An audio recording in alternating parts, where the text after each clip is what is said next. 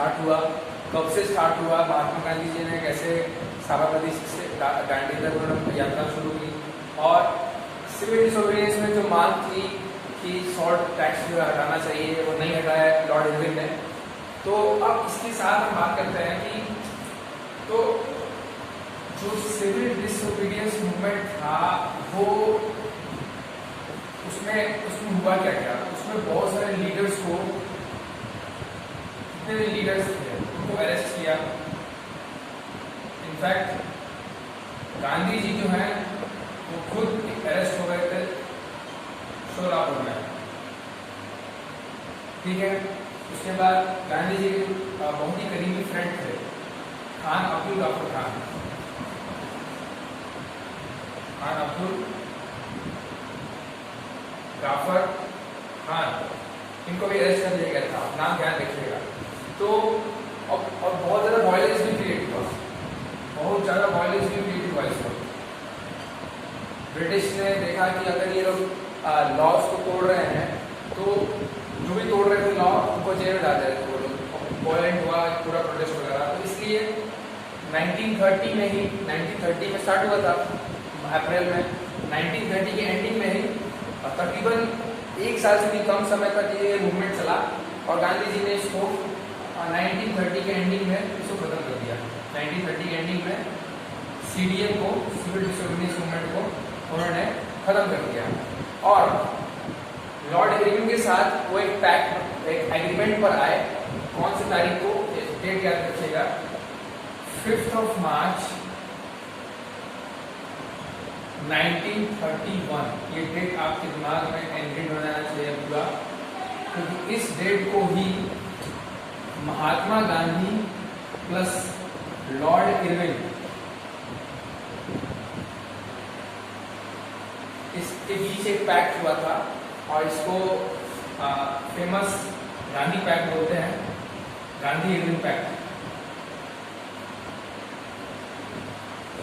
Gandhi Irwin pact. ये एक सहमति बनी थी महात्मा गांधी और लॉर्ड इरविन के बीच में। तो अब ये सहमति में क्या था, क्या क्या पॉइंट्स थे इस सहमति के अंदर, बहुत ध्यान देने वाली बात है। सबसे पहला पॉइंट था कि राउंड टेबल कॉन्फ्रेंस हुआ लंदन के अंदर, राउंड टेबल कॉन्फ्रेंस,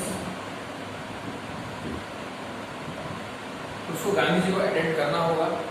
दूसरा ये कि आप CDM है उसके तहत आप जो भी कर रहे थे वो आप नहीं करेंगे, मतलब कोई भी आप लॉ को वायलेट नहीं करेंगे, no violation of laws, no violation of laws. तो ये था 1931 में जो राउंड टेबल कॉन्फ्रेंस होने जा रहा था, वो दूसरा सेकंड राउंड टेबल कॉन्फ्रेंस था, सेकंड राउंड टेबल कॉन्फ्रेंस। और जो फर्स्ट राउंड टेबल कॉन्फ्रेंस था, जो फर्स्ट राउंड टेबल कॉन्फ्रेंस था, पहले तो हम बात करते हैं राउंड टेबल कॉन्फ्रेंस होता क्या है। तो या आप गलत धारणा मत रखिएगा, राउंड टेबल कॉन्फ्रेंस मतलब जिस टेबल जो राउंड हो उसके आसपास सब सारे बैठे हो, ऐसी कोई बात नहीं है।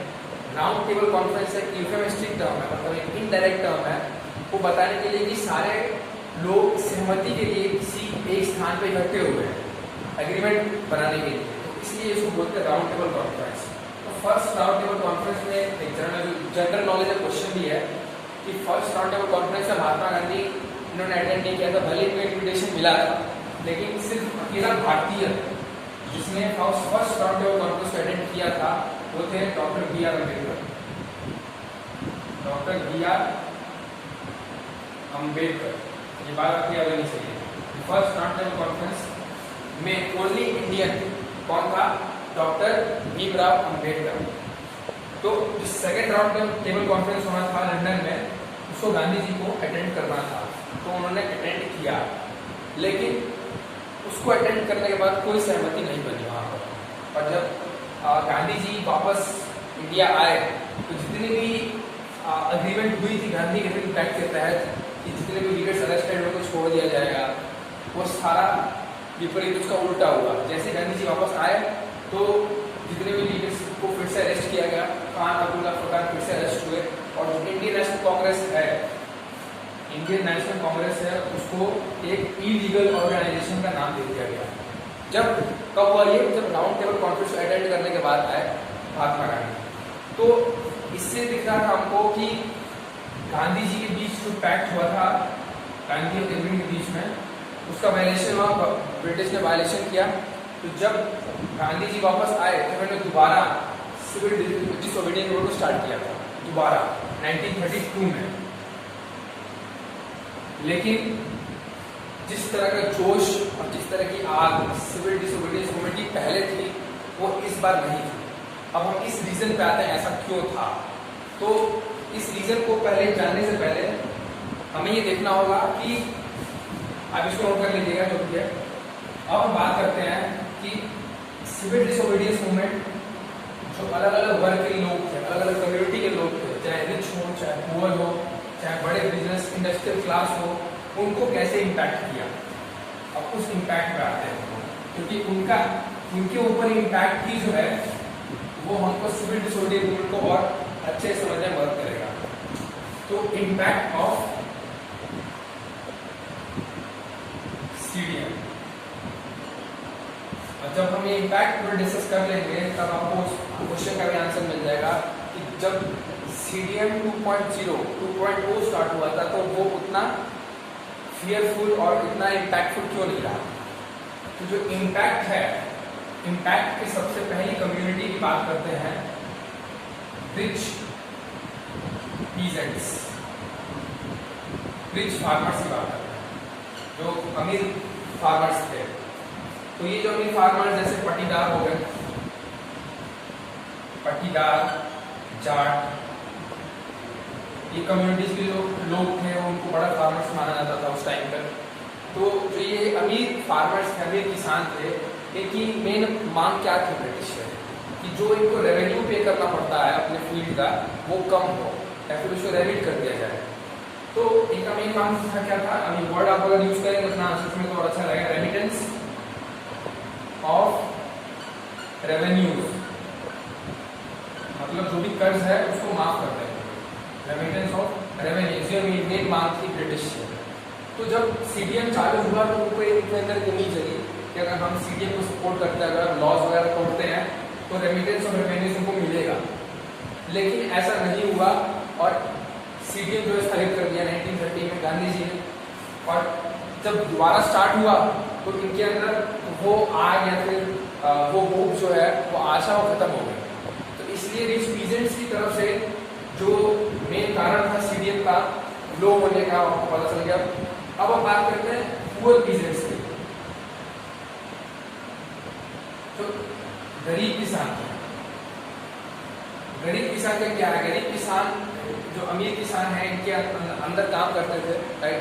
तो ये एक तरह से लेबरल थे जो अलग फील्ड्स में जाकर काम करते थे। तो इनको इनकी जो खुद की इनकम है, तो इनको खुद का जो पैसा मिलना था वो पैसा नहीं मिलता था इनको, रिच पीजेंट्स देते नहीं थे। तो इसलिए अब यहाँ पर इंडियन नेशनल कांग्रेस के आगे एक कॉन्फ्लिक्ट क्या हुआ इन दोनों के बीच का। ध्यान दीजिएगा कि एक इंडियन नेशनल कांग्रेस के सामने रिच पीजेंट्स और पुअर पीजेंट्स का जो कॉन्फ्लिक्ट है, ध्यान रखिए, क्योंकि रिच पीजेंट्स की डिमांड कुछ और है, पुअर पीजेंट्स की डिमांड कुछ और है। और जो पुअर पीजेंट्स की जो डिमांड है वो रिच पीजेंट्स की प्रॉब्लम है। इनको चाहिए इनकम और इनको चाहिए रेवेन्यू कम, इनकी रेवेन्यू कम होनी चाहिए। तो एक तरह से अगर इनकी डिमांड पूरी होगी तो इनको प्रॉब्लम होगी रिच पीजेंट्स को। तो इसलिए Indian national Congress rich peasants को चाहती थी ये खुश रहे हमसे, इंडियन नेशनल कांग्रेस इनकी सपोर्ट चाहती थी इसकी रिच पीजेंट्स की। इसलिए पुअर पीजेंट्स को वो उतना अट्रैक्ट नहीं करते थे Indian national Congress.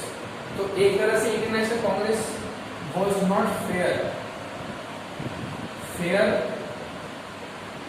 And just,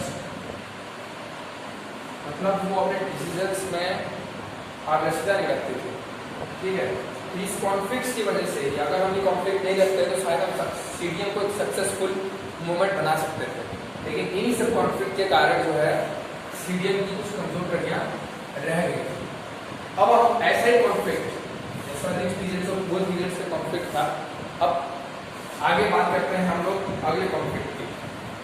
किस तरह से जो सेकेंड मतभेद है, कॉन्फ्लिक्ट जिसको बोलते हैं इंग्लिश में सेकेंड कॉन्फ्लिक्ट मतभेद क्या था? तो सेकेंड कॉन्फ्लिक्ट जो था वो था इंडस्ट्रियलिस्ट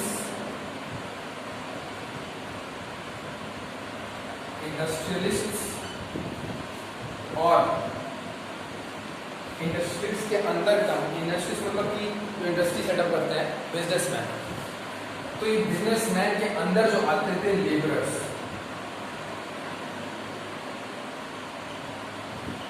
जो इनके इंडस्ट्रीज में काम करते थे। तो पहले जो है इंडस्ट्रीज की बात करते हैं हम लोग, इंडिया में इंडस्ट्रीज की क्या मांग थी, क्या चाहते थे वो लोग। तो सिविल डिसोबीडियंस मूवमेंट, जिसको मैं बार बार एक एब्रिविएशन यूज कर रहा हूँ CDM का, या ध्यान में कंफ्यूज मत होना आपको। CDM का मतलब सिविल डिसोबीडियंस मूवमेंट। तो CDM के तहत इंडस्ट्रीज की मांग ये थी कि जो इंपोर्टेड गुड्स आ रहे हैं, बाहर से मंगाए गए गुड्स जो आ रहे हैं सामान, वो ना आए, क्योंकि जो इनकी प्रोडक्शन है वो हैम्पर हो रही थी, इनकी प्रोडक्शन में दिक्कत हो रही थी इंपोर्टेड गुड्स की वजह से। और दूसरा ये कि जो ये लेबरर्स हैं, इनकी जो डिमांड्स हैं काफ़ी हाई है, इनको ज़्यादा पैसे चाहिए। तो demands of the labourers,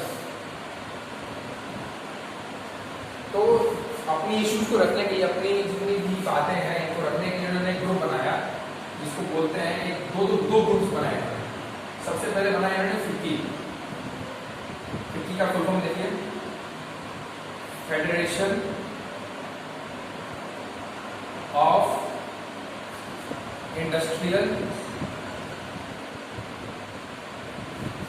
chamber of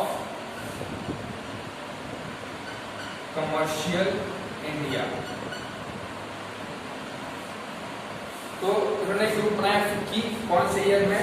1932 में।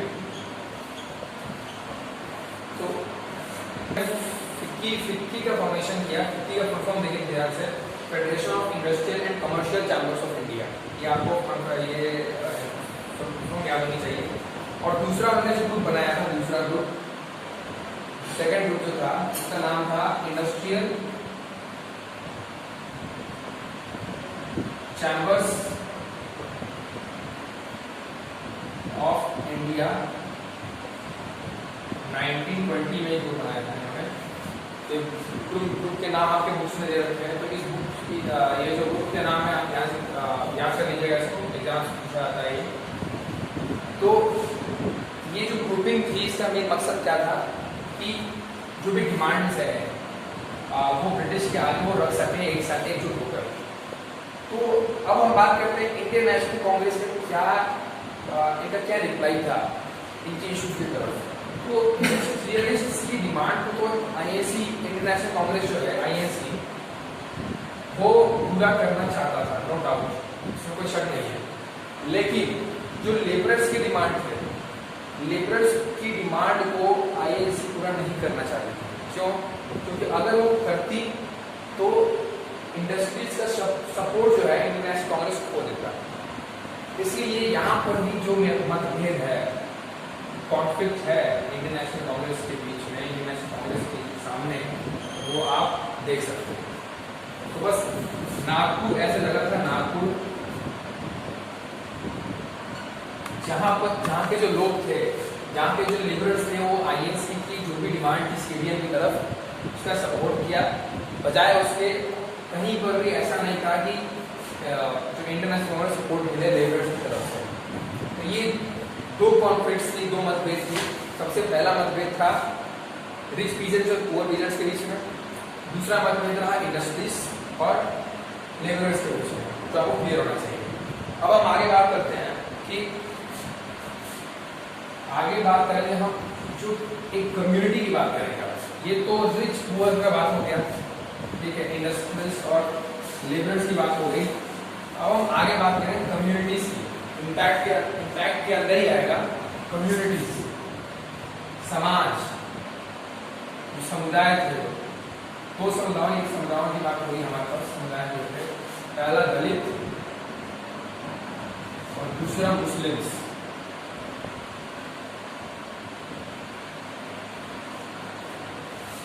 तो दलित और मुस्लिम से बात करेंगे हम लोग कि इनका क्या इम्पैक्ट रहा असेंबली की तरफ।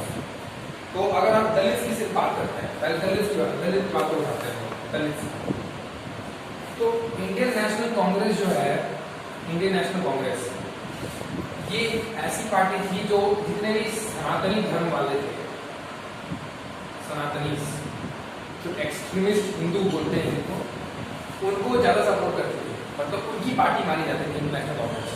तो इसलिए दलित को सपोर्ट करना उनके पक्ष में नहीं था, ना उन्होंने कभी दलित को सपोर्ट किया। कब तक? जब तक गांधी जी नहीं थे, जब तक महात्मा गांधी की एंट्री नहीं हुई थी इंडियन नेशनल कांग्रेस में, तब तक इंडियन नेशनल कांग्रेस की ये आइडियोलॉजी थी, ये सिद्धांत थी इंडियन नेशनल कांग्रेस। लेकिन महात्मा गांधी के इंडियन नेशनल कांग्रेस में आना, उसके बाद से क्या हुआ, महात्मा गांधी की मांग ये थी, उनका ये कहना था कि पूर्ण स्वराज हम कभी भी गेन नहीं कर पाएंगे, हमें कभी भी वो मुकाम हासिल नहीं होगा अगर हम दलित को साथ लेके ना चले। तो इसलिए महात्मा गांधी ने की डिमांड थी कि हम दलित को एक मेन स्ट्रीम में रखें। तो इसलिए जो सेकेंड राउंड टेबल कॉन्फ्रेंस था, सेकेंड राउंड टेबल कॉन्फ्रेंस इसकी मैंने बात की थी 1931 में जो हुआ था सेकेंड राउंड टेबल कॉन्फ्रेंस, वहां पर महात्मा गांधी भी प्रेजेंट थे और भीमराव अम्बेडकर भी, डॉक्टर भीमराव अम्बेडकर जो बी आर अम्बेडकर क्योंकि दलितों के लीडर थे, वो भी सेकेंड राउंड टेबल कॉन्फ्रेंस में मौजूद थे। और आपको पता है, मैं आपको बता चुका हूँ पहले कि फर्स्ट राउंड टेबल कॉन्फ्रेंस में अकेले भारतीय थे जिन्होंने पार्टिसिपेट किया था। तो जब ये दोनों वहाँ मौजूद थे तो इनके बीच एक कॉन्फ्लिक्ट वहाँ पर भी हुआ था, एक मतभेद वहाँ पर भी हुआ था, क्योंकि जितने भी दलित थे बी आर अम्बेडकर की डिमांड ये थी कि हमको एक सेपरेट इलेक्टोरेट मिले, सेपरेट इलेक्टोरेट। चलिए अब की क्या टर्म है, उनसे क्यों जरूरत पड़ती है आपके सीख सकते हैं हम लोग। तो जिस तरह से हमारे पास अभी विधानसभा और लोकसभा है, उसी तरह उस वक्त provincial and central legislative assemblies थी।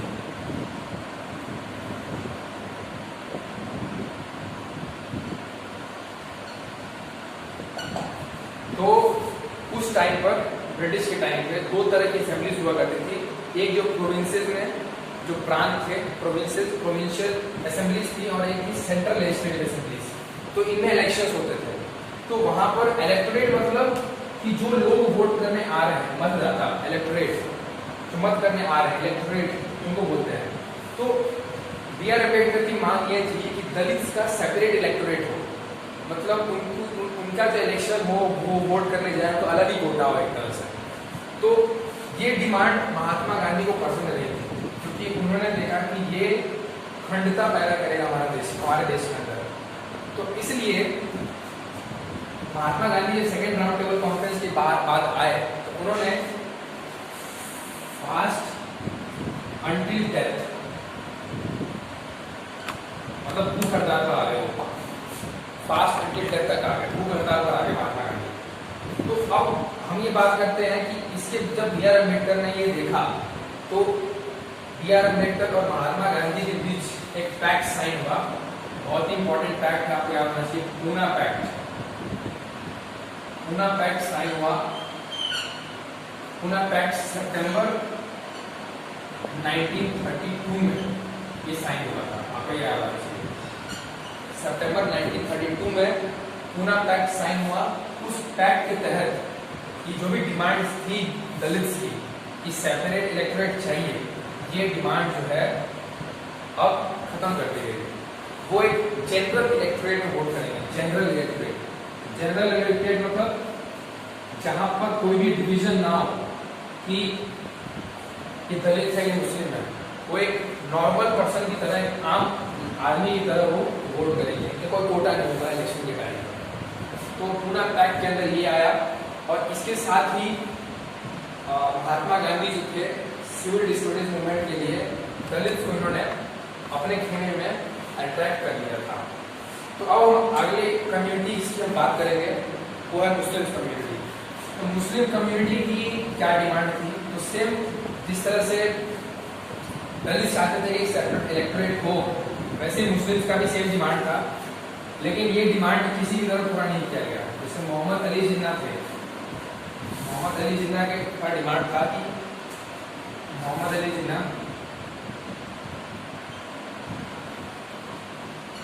इन्होंने भी प्रस्ताव रखा था कि सेपरेट इलेक्टोरेट की बात रखी थी उन्होंने ब्रिटिश के आगे, लेकिन इनकी डिमांड जो है खारिज कर दी गई थी। और ये डिमांड जो है इन्होंने सोचा था, जैसे 1928 में एक ऑल पार्टीज कॉन्फ्रेंस हुई थी, ऑल पार्टीज कॉन्फ्रेंस। अभी ऑल पार्टीज कॉन्फ्रेंस मतलब जितनी पार्टियां थी उस वक्त देश के अंदर, इंडियन नेशनल कांग्रेस, मुस्लिम लीग, जिसके लीडर थे मोहम्मद अली जिन्ना, मुस्लिम लीग देखिए यहाँ से मुस्लिम लीग, जो मुस्लिम लीग थी उसका लीडर थे मोहम्मद अली जिन्ना। तो इनकी डिमांड सेपरेट इलेक्टोरेट की थी। 1928 के ऑल पार्टीज कॉन्फ्रेंस में एम.आर. जयकर जो थे, जो हेड थे यहाँ के, एम.आर. जयकर, उन्होंने इस डिमांड को खारिज कर दिया, नहीं आपको सेपरेट इलेक्टोरेट नहीं दिया जाएगा। और उसके बाद से भारत का विभाजन दो हिस्सों में, east India, east Pakistan, west Pakistan, ये आगे इश्यूज हैं जो आपको हम कभी और किसी लेक्चर में बताएंगे। 10th सिलेबस में ऐसे इंक्लूड नहीं किया गया इसके आगे। अब हम बात करेंगे कि सबसे मेन योगदान जो है यहाँ पर फीमेल महिलाओं का योगदान सिविल डिसोबीडियंस मूवमेंट में बहुत ही मायने रखा। तो अब हम बात करते हैं फीमेल्स, विमेन का जो कंट्रीब्यूशन था सिविल डिसोबीडियंस मूवमेंट में। कई बार ये क्वेश्चन भी आता है कि what was the involvement contribution of women, what was the question आता है जैसे कि what was the contribution of women in civil disobedience movement। तो इसमें आप पॉइंट्स लिख सकते हैं कि सिविल डिसोबीडियंस मूवमेंट में सबसे पहले आपको पता है सॉल्ट सत्याग्रह जो चालू हुआ था, सॉल्ट सत्याग्रह। तो सॉल्ट सत्याग्रह में जितने भी फॉलोअर्स थे गांधी जी के, जब गांधी जी साबरमती से जब दांडी जा रहे थे तो जिस गांव से होते हुए गए, वहाँ पर जितनी भी महिलाएं थी उनकी लेक्चर्स, उनकी जो बातें हैं उससे इन्फ्लुएंस हुई, ठीक है, और उन्होंने सॉल्ट सत्याग्रह को ज्वाइन किया। पोस्टर्स बनाना, पोस्टर्स, और साथ में जैसे अगर कोई समूह जा रहा है तो खाने पीने का इंतजाम होना चाहिए, तो उसका इंतजाम जो है विमेन थी, जो महिलाएं थी, वो क्या करते थे। इसके अलावा अगर हम बात करें तो गांधी जी की धारणा ये थी कि महिलाओं को पॉलिटिक्स ज्वाइन नहीं करनी चाहिए। गांधी जी की धारणा ये थी उनका, वो इसके ये मानते थे कि महिलाओं का काम है घर का देखरेख करना और घर को संभालना। तो इसलिए अगर आप देखेंगे तो इस टाइम में इंडियन नेशनल कांग्रेस में कोई भी मेन महिला जो है कोई उभर के नहीं आई थी इस वक्त यहाँ पर। मतलब बुक में लाइन भी लिखी गई है कि Mahatma Gandhi wanted women to maintain the health and heartiness of the home. मतलब वो चाहते थे कि बस महिलाएं जो है घर में सीमित रहें उस वक्त। तो इसलिए सिविल डिसोबीडियंस मूवमेंट में विमेन का इम्पैक्ट नहीं रहा। सॉल्ट सत्याग्रह के टाइम में उन्होंने जितने भी फॉलोअर्स थे उनको सपोर्ट किया, आउटसाइड सपोर्ट दिया एक तरह से। तो ये आपको एक पैराग्राफ दिया गया, उसको आप ध्यान से पढ़ लीजिए बुक के अंदर। अब हम बात करते हैं जो लास्ट टॉपिक है हमारा इस चैप्टर में, नेशनलिज्म इन इंडिया के चैप्टर में लास्ट टॉपिक है हमारा, वो है विजुअलाइजेशन। ये बात समझने वाली है, कई बार क्वेश्चन भी आता है पेपर में आपके कि जो अब सिविल डिसोबीडियंस की बात हो गई हमारी, इसको मिटा देते हैं। सिविल डिसोबीडियंस की बात हो चुकी है, लास्ट टॉपिक पे आ गए हम। तो अब ये लास्ट टॉपिक है, जो ये नेशनलिज्म था,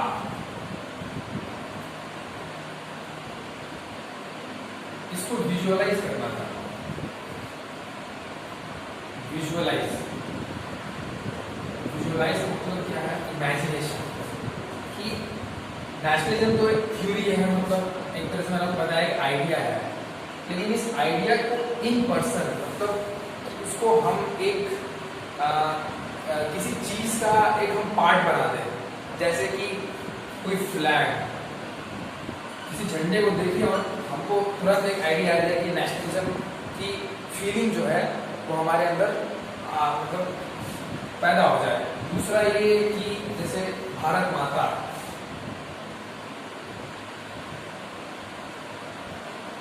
जो तस्वीर है एक नेशनलिज्म का प्रतीक है एक तरह से, और कोई नेशनल सॉन्ग हो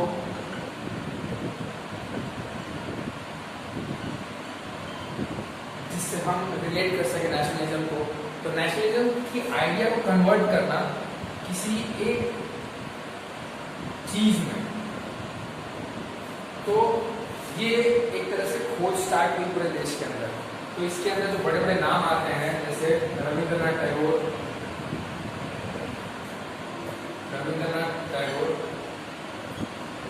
जिनकी बुक थी गीतांजलि, इसके लिए तो नोबेल प्राइज फॉर पीस मिला था, ये आपको पता होना चाहिए। दूसरा ये जो हमारा नेशनल एंथम है, नेशनल एंथम जो है वो भी इन्होंने ही दिया था, नेशनल एंथम इन्होंने दिया था। और ये नेशनल एंथम इनकी जो बुक थी तत्वबोधिनी,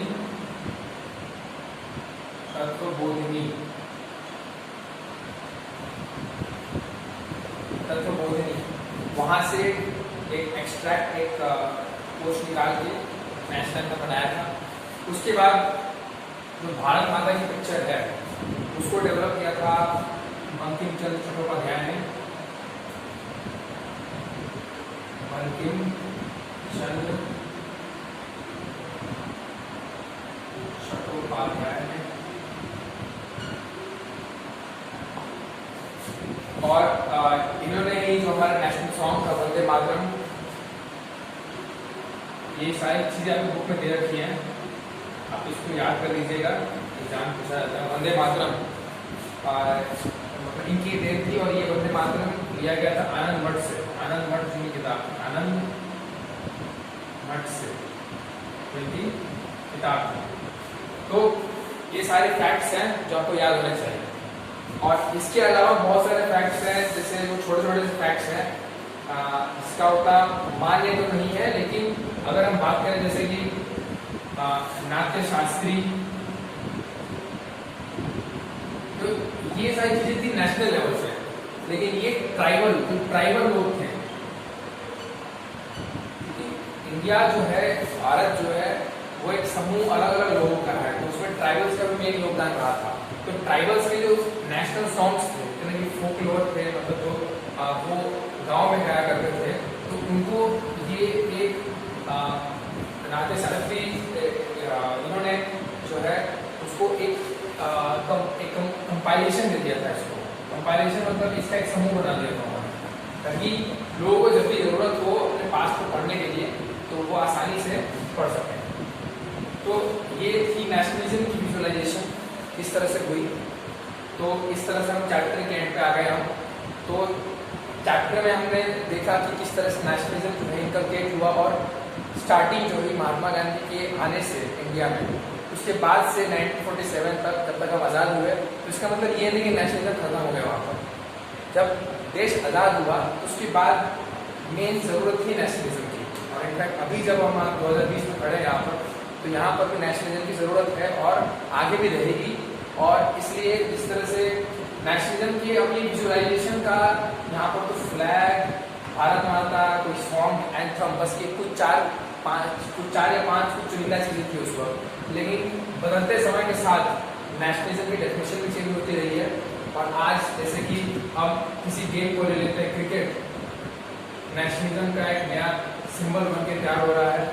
तो और आगे आने वाली पीढ़ियों और आगे आने वाले टाइम में हम देखेंगे कि नेशनलिज्म की डेफिनेशन ऐसी चेंज होती रहेगी और नए सिंबल्स आते रहेंगे। तो इसलिए आप पढ़ते रहिए जितना आप पढ़ेंगे उतना ज्ञान होगा आपको और आप इसको और अच्छे से समझ पाएंगे।